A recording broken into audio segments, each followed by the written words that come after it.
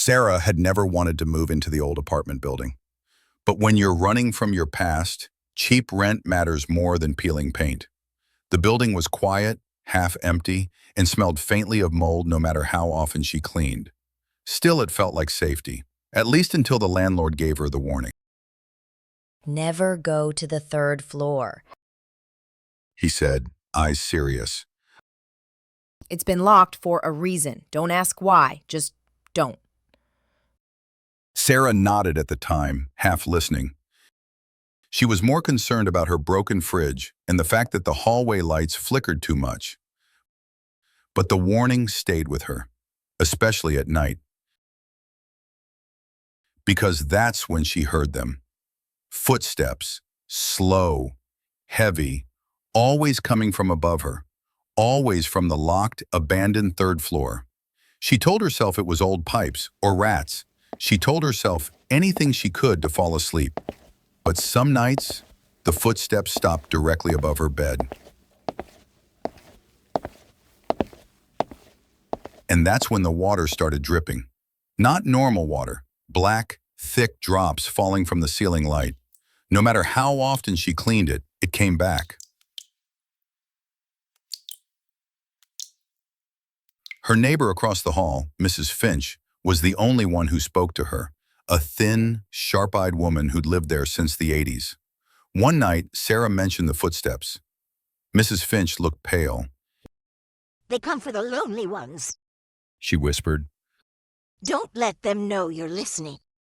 Sarah laughed it off, but after that she slept with earplugs, until the night she woke up to find her apartment door open.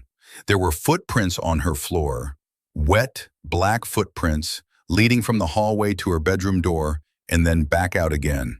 She checked every lock. The door was still bolted from the inside. The next morning, Mrs. Finch's apartment was empty. No furniture, no belongings, as if she'd never lived there at all. When Sarah asked the landlord, she just frowned. "Who?" he said. Here's no one by that name on the lease. Sarah remembered Mrs. Finch's words. Don't let them know you're listening. But it was too late. She had heard them. The third floor door wasn't locked anymore. It stood open, waiting. Her light fixture above the bed continued to drip. The water now stained the floorboards black. Mold crept down the walls, and every night the footsteps grew louder, slower, closer. One night she woke up not from noise, but from silence. Too deep, too hollow, as if the building itself had stopped breathing. And then she heard it, a child's voice, faint, crying. Help me! Please! Someone! She tried to ignore it, she tried to hide, but the voice kept calling her name now, soft, pitiful, and closer each night. Sarah knew no one had lived on the third floor for years, but someone, or something, wanted her there. Finally, shaking, she picked up a flashlight and climbed the stairs. The third floor didn't look abandoned. It looked paused, like people had left halfway through living. Dishes on tables, coats hung by doors, a child's toy sitting in the hallway, coated in dust. Doors lined the hall, all closed, all except one at the end. The door with 3 locks, all broken open. Behind it, darkness, a long hallway that should have been impossible. It stretched on and on, far beyond the shape of the building. She stepped inside. The door slammed shut behind her. Inside, the hallway changed, walls warped. Lights flickered, showing things painted beneath the wallpaper. Hands, faces, wide open mouths, some pressed against the walls as if trying to push through. Sarah moved forward, slowly, carefully. At the end of the hallway, she saw herself. Another Sarah, pale, tired, eyes hollow, wearing clothes she didn't own anymore. This Sarah mouthed words Sarah couldn't hear. Behind her, more doors appeared, each marked with a number, each slightly open. One door swung wider. A hand, thin, small, like a child's, beckoned from the darkness. She heard the voice again. Help me! Please! You promised. Sarah's heart twisted. A memory clawed up from somewhere deep and buried. Her little sister, lost in a house fire when they were young. Sarah had escaped. Her sister hadn't. I tried to save you. Sarah whispered. I was just a kid. The child's hand pulled back into the darkness. The fake Sarah smiled, her mouth stretched too wide, too thin. You're not done paying. The lights died, the walls closed in, Sarah ran. Every door she passed showed versions of herself, arguing, crying, breaking, losing, all the versions she hated, all the guilt she carried. The child's voice faded. You promised. Finally, she found another door. Bigger, older, painted black. A sign hung crookedly. The third door. She pushed it open. Inside wasn't a room, it was a mirror, a place twisted into copies of herself. Endless reflections standing in rows, each holding on to pain, grief, regret. A figure stepped forward from the crowd. Not her, not anymore. Eyes hollow, skin gray. Her mouth moved. Stay. Trade places. Carry the weight. Sarah realized then, this wasn't about ghosts. It was about guilt. The building fed on it, trapped people in their own worst memories until they broke apart. And once broken, they never left. She shook her head. No, not me, not tonight. The reflections screamed. The mirrors cracked. Sarah stepped forward, not back. She grabbed the nearest version of herself and forced the mirror to shatter. The world split like glass, light bleeding through. She didn't stop. Every reflection she broke pulled a piece of her free. Piece by piece, she let go. The guilt, the pain, the fear. Her sister's face faded, not forgotten, forgiven. The last mirror broke. Sarah woke up on the floor of her apartment. Morning light filled the room. The black water was gone, the ceiling fixed. No footsteps above, no third-floor door. When she asked the landlord about the third floor, he only looked confused. There's no third floor. This building's always been 2 stories. Sarah smiled. For the first time, she believed it. Some doors don't lead to places. They lead to the parts of ourselves we're too scared to face. And once you do, you don't need the door anymore.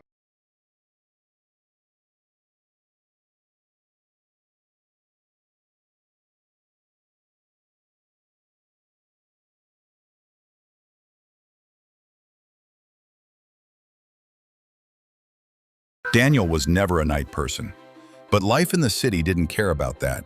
His new job had strange hours, late shifts that stretched into early mornings.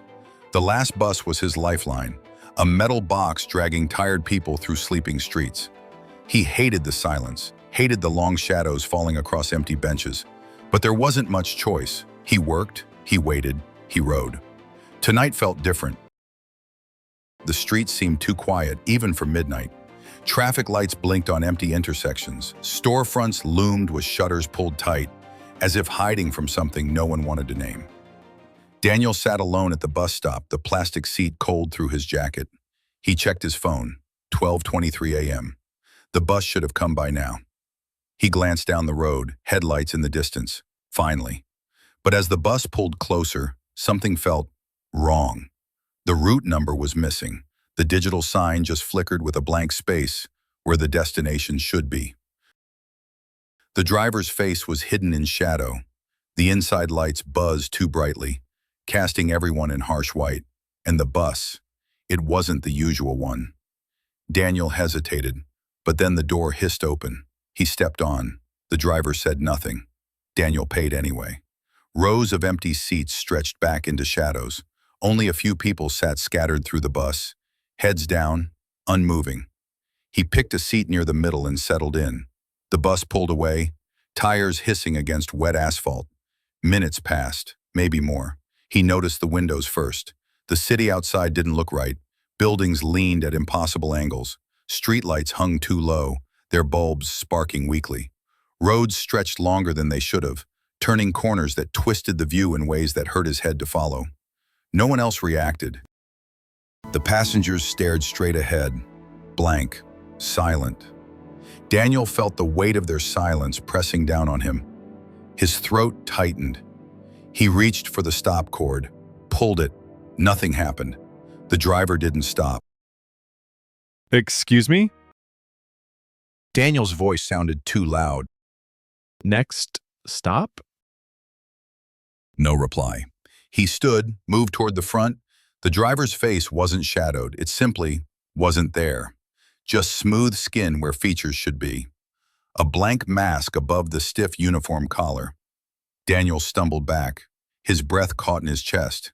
None of the passengers moved, not even to blink. He headed for the back, toward the emergency exit. His reflection in the dark window stared back too late.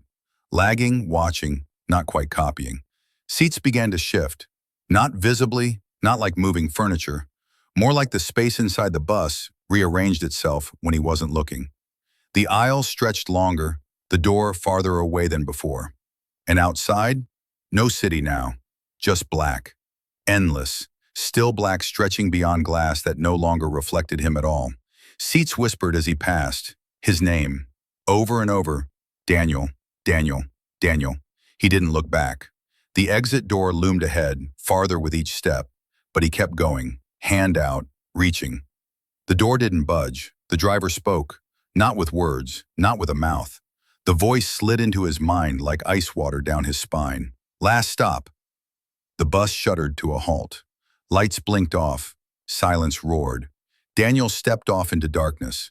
Not outside, not inside, just somewhere. Shapes moved in the black, faint outlines of things not meant to be seen. But farther ahead, a light, faint, flickering, a bus stop, plastic bench, streetlight buzzing weakly overhead. He ran, sat down, waited. The darkness shifted. Another bus approached, headlights cutting the black. But this bus looked normal. Route number lit, destination scrolling, city center. The driver had a face, tired, human, watching him with mild confusion. You're getting on or not, buddy? He driver asked. Daniel nodded fast. Yes, please. The door closed behind him. Inside, people moved, talked, slept. Normal people, normal night. Daniel didn't speak until the city returned outside the windows. Streets he knew, buildings where they belonged. When he stepped off, the driver gave him a strange look. You all right? Yeah, Daniel said. yeah, just long night. He walked home, locked his door, slept with the lights on. The next night, he drove to work. No more late buses. And when he passed the stop where it had all begun, he looked away, because the bench was empty now. But not quite. Sometimes if he glanced too fast, he thought he saw someone waiting there, silent, watching, not ready to leave. But Daniel didn't stop.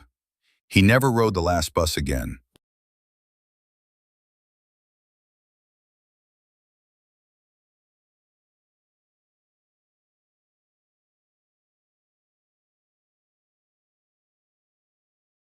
My name's Fred.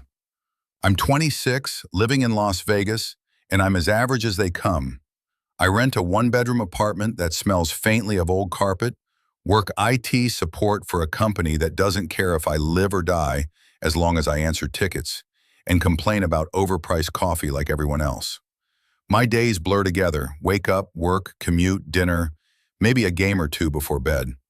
Weekends aren't much different, late-night drives to nowhere, the occasional dive bar, and gaming marathons with the same three friends I've had since high school, Rick, Danny, and Ash. We're not conspiracy nuts, we're not ghost hunters, we're just four regular guys who occasionally do dumb stuff out of boredom, maybe chasing the rush of being 17 again when trouble felt like an adventure, not a mistake. That's all this was supposed to be. It started on a Friday night at Rick's apartment.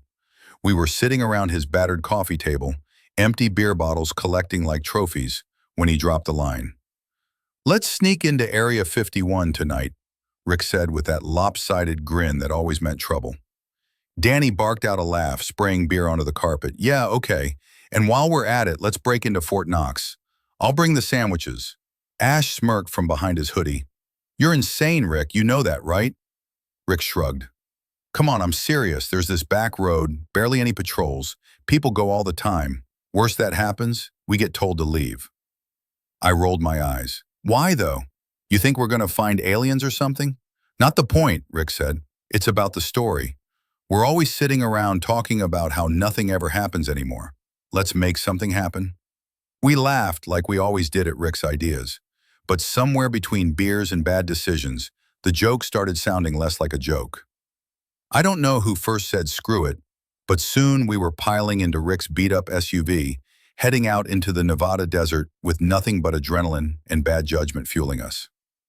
Past midnight, Vegas's neon glow shrank in the rear view until there was nothing but darkness and the scattered stars. The desert at night is different, the kind of dark that swallows your headlights whole.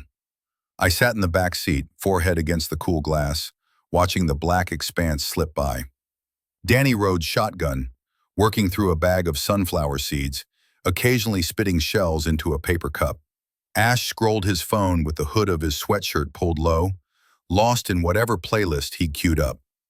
Rick was the only one fully alive, one hand on the wheel, humming tunelessly, eyes bright with anticipation. "You ever think about how dumb this is?" I asked. "All the time," Ash replied without looking up. Danny chuckled. "We'll get fined at best, shot at worst." Rick grinned. "You guys worry too much. This is going to be one of those nights we talk about for years, trust me." I didn't trust him. The deeper we went, the heavier the air felt. A weight settled over the SUV that had nothing to do with altitude. It was as if the desert itself was holding its breath, waiting. When we finally reached the perimeter, I expected fences topped with barbed wire cameras, maybe even a spotlight sweeping across us. Instead, we found a chain-link gate standing wide open. No guards, no lights, just an empty road stretching into the base like a mouth, inviting us in. Guys?" Danny's voice wavered.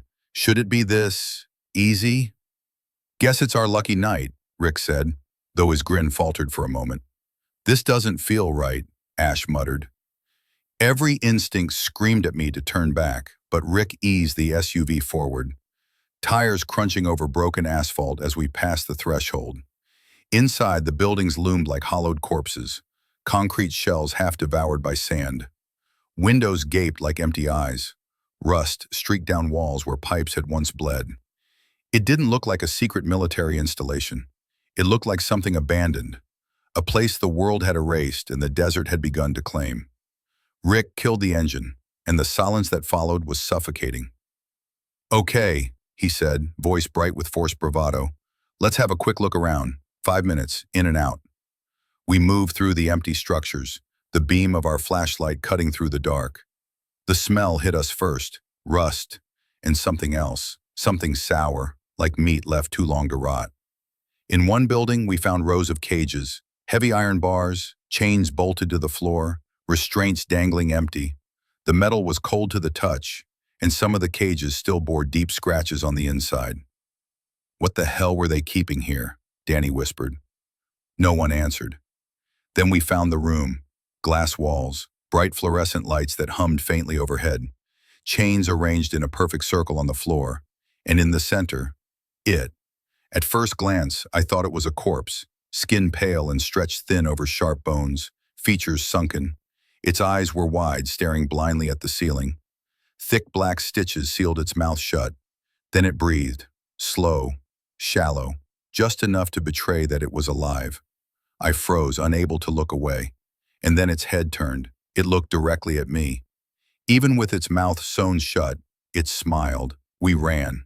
No words, no plan. Just raw, animal terror driving us back through the maze of halls, out into the night, and into the SUV. Rick floored it, and we didn't stop until the base was miles behind us, until the desert swallowed it completely. No one spoke the entire ride home. No one spoke the next day, or the day after. We thought we'd left it there. We were wrong. For a few days, life went back to normal, or at least it tried to. Work, traffic, video games, sleep. On the surface, nothing had changed. But underneath, something had shifted. It started small. The first thing I noticed was the mirrors. Not all the time, just sometimes. When I'd catch a glimpse of myself brushing my teeth or passing the hallway mirror at night, something in the reflection would be off. A second shape just behind me, too faint to see clearly. I told myself it was fatigue, bad lighting, a trick of the eye. But the more I ignored it, the more it happened. Danny was the first to break. He called me one night, voice shaking, whispering so low I could barely hear him over the static. It was in my room, he said. All night, just standing there, watching. Ash texted a picture the next day, deep scratches raked across his back, angry red welts. I didn't do this, he wrote. I woke up like this. Rick's dog wouldn't go near his bedroom. It stood at the doorway, hackles raised, teeth bared at nothing, barking until Rick dragged it away. Me? I woke up every night at 3 a.m. on the dot. Every night it was there, standing at the foot of my bed, breathing, watching, smiling. I tried not to think about the thing we'd seen in that glass room, but the more I fought it, the more it consumed me. I stopped looking for alien theories, government experiments, and military secrets. Instead, I dug deeper, occult forums, dusty books, the kind of places where people spoke in whispers about things that weren't supposed to exist.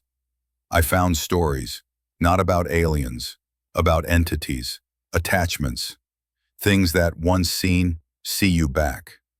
The patterns were always the same. You get close, they latch on. They follow you, feed on you. The ending was always the same too. They wear you down, piece by piece, until there's nothing left, unless you break them first. I called the others, told them what I'd found. Nobody laughed, not this time. We gathered in my apartment, our fear thick enough to taste.